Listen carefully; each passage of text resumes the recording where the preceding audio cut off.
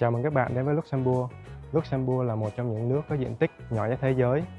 Tuy có kích thước khiêm tốn, đây là nước có GDP bình quân đầu người cao thứ hai chỉ sau Monaco.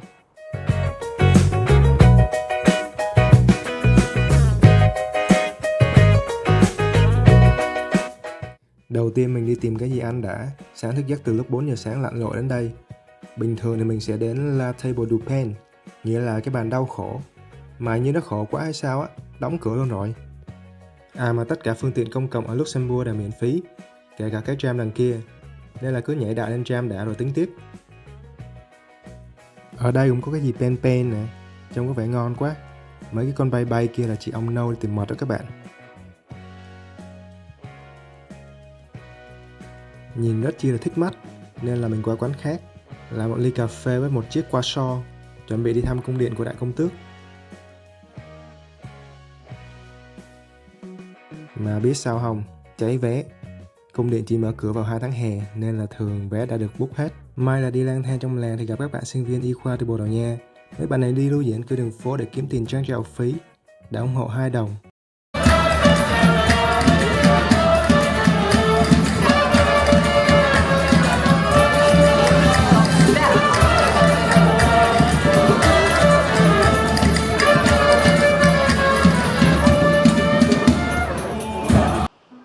Ngoài ra, Luxembourg còn rất nổi tiếng với những pháo đài.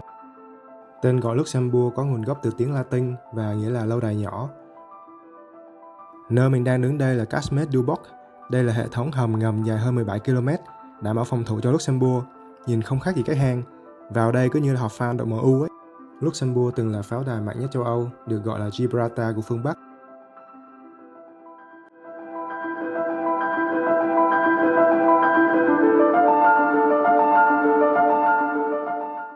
Thông tin cho các bạn nào đam mê tìm hiểu lịch sử châu Âu thì Luxembourg từng thuộc Hà Lan và được cai trị bởi nhà Habsburg Tây Ban Nha. Người Tây Ban Nha là người đầu tiên xây dựng hầm ngầm này dựa trên nền móng của một lâu đài thời Trung Cổ. Sau đó nó tiếp tục được xây bởi người Pháp và hoàn thiện bởi người Áo.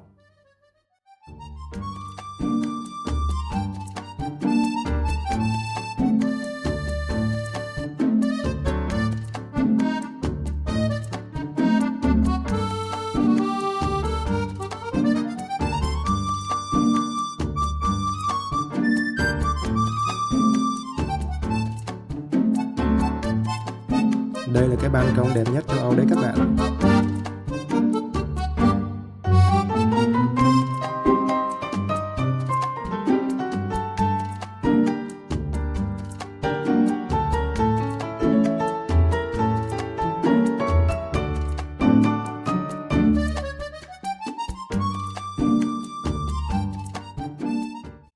Lại thêm một chiếc máy bay nữa. Ít ai biết đến Luxembourg có một hãng máy bay vận tải tên là Cargolux, là hãng vận tải hàng hóa hàng không lớn nhất châu Âu và chỉ sử dụng máy bay Boeing 747.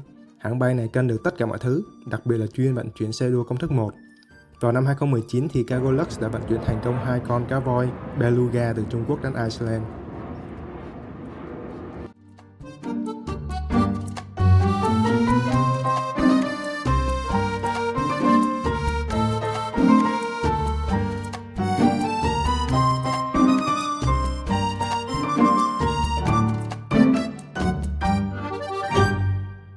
Các bạn cũng có thể đi xuống thung lũng để ngắm nhìn thành phố trên cao, hoặc là ngồi đây nghe tiếng nước chảy róc rách. Vâng thưa các bạn, mình đã di chuyển đến La Roche. Đây là nơi có tàn tích của lâu đài La Roche. Lý do chính mình đến đây không phải là để leo lên xem lâu đài, mà là ở đây là vài cọng sườn nướng đã. Ở Luxembourg thì đồ ăn Việt rất là chán. Bạn mình đèo mình tận qua đến Đức để ăn cái món bún thịt nướng ở trên hình này nè. Nói chung cũng được nhưng mà xa quá.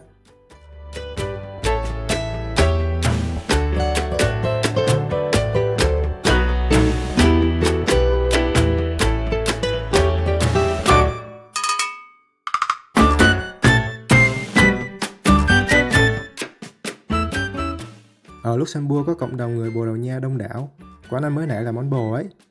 Giá cả rất là phải chăng, nhưng mà hơi bị thiếu rau. Nào mình cùng lên xe buýt, nào mình cùng đi chơi nhé. Luxembourg có rất nhiều lâu đài nổi tiếng. Một trong những số đó chính là lâu đài Vianden. Nó được bảo tồn tương đối nguyên vẹn và vẫn đang còn giữ nét đẹp của thời Trung Cổ. Buýt sẽ thả bạn xuống đây, phía trên cao kia là lâu đài. Nhưng mà đừng đi vội, hãy dừng chân một xíu, nhìn ngắm vách núi treo leo phản chiếu bên bờ sông nhé.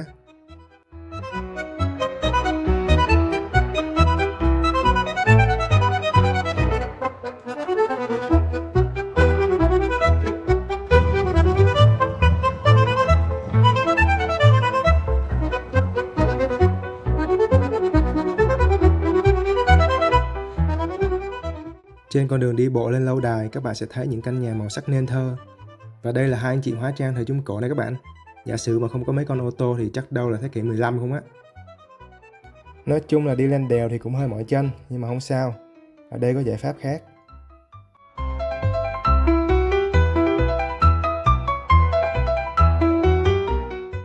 Cách nhanh nhất để lên đến lâu đài đó chính là tham gia giao thông đường dây, dây cáp treo.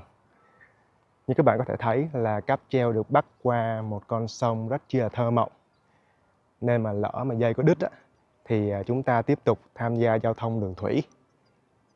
Thế bây giờ đấy là mùa lũ, sông nó có nước thì không sao. Bây giờ mùa cạn, lòng sông trơ ra toàn đá với sỏi thì tham gia giao thông kiểu gì hả? Lại thêm một thằng trông rất nguy hiểm mà lại còn đại ngu.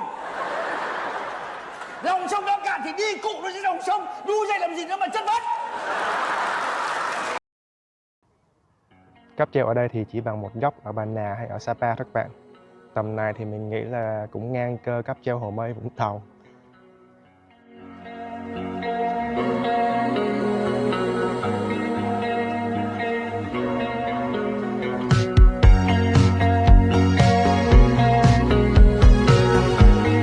Cáp treo chụp hình nha, 5 xu.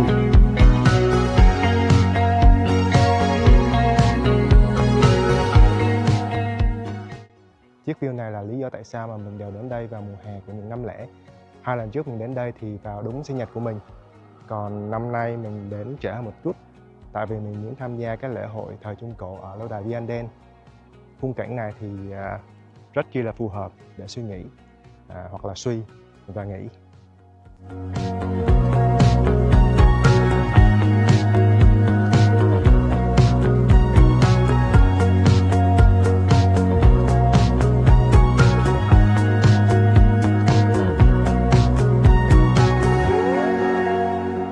Mọi người nô nức đi chảy hội đó kìa, để xem lễ hội thời Trung Cổ thì có gì đặc sắc nhé. Mình chơi chim này.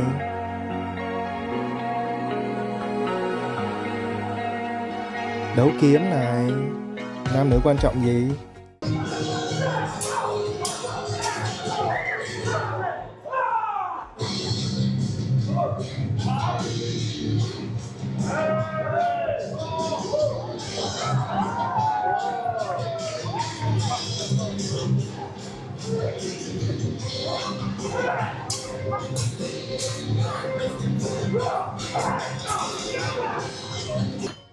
Đập đá này.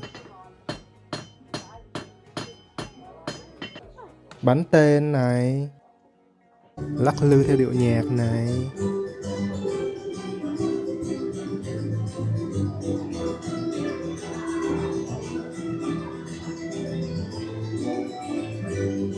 Đơn ca tài tử này.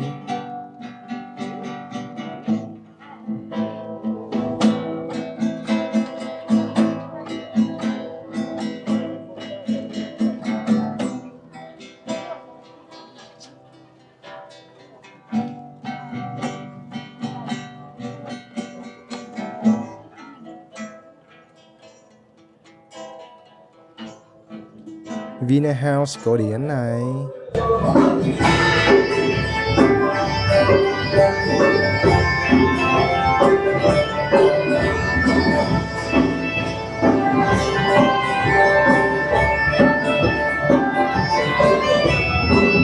Quá xá là vui luôn. Nhưng mà thôi, mình sẽ kết thúc một ngày tại đây. Hy vọng sẽ sớm gặp lại Luxembourg trong một ngày không xa.